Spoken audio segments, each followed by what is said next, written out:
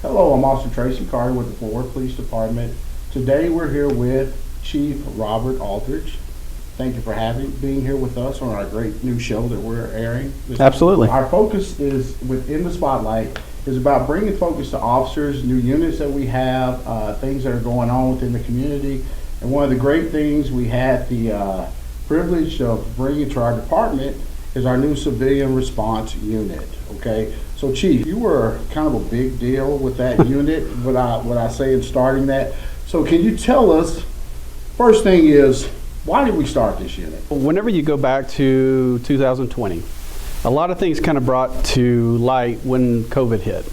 So whenever COVID hit, we had a lot of officers out. There were a lot of lower level, low priority, non-violent calls that we were trying to divert to other units to try and answer. We would divert them to our DRU, our data reporting unit.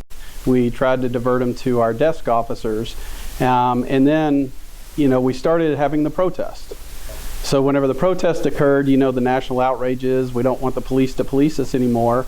I thought, what a great opportunity to kind of merge A, something that the community is asking for, but B, trying to answer calls that we really couldn't get to ourselves. And so that's where the idea of maybe having some civilians go out and answer some of these calls that we normally would be diverting to, some of our other units that took several hours to get to. Like I said, a lot of people have commented, they've reached out and said, hey, what are these people doing? Why are we wanting to even look at this as far as Fort Worth PD? But can you divulge a little bit more into that, why this was needed for the community? The whole purpose of this unit is to go out there, reconnect with the community, to help serve the community by being able to take reports from our community members in a non-confrontational manner. Chief, for those out there that look at this as a way to defund the police, what do you say? We have extremely a large amount of support from City Council, city leadership.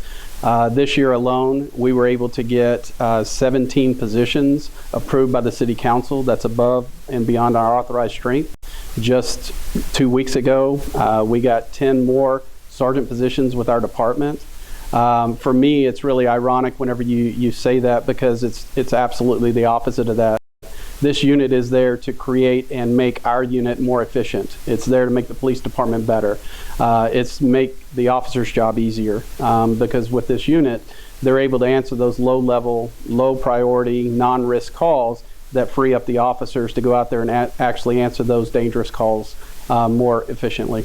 What kind of calls are they answering out there right now? Or are they in harm's way? Because our community's saying, hey, they're going out there and we're just putting them out there to have harm done to them. So can you tell us, can you describe that? They're going to be riding with our neighborhood patrol officers.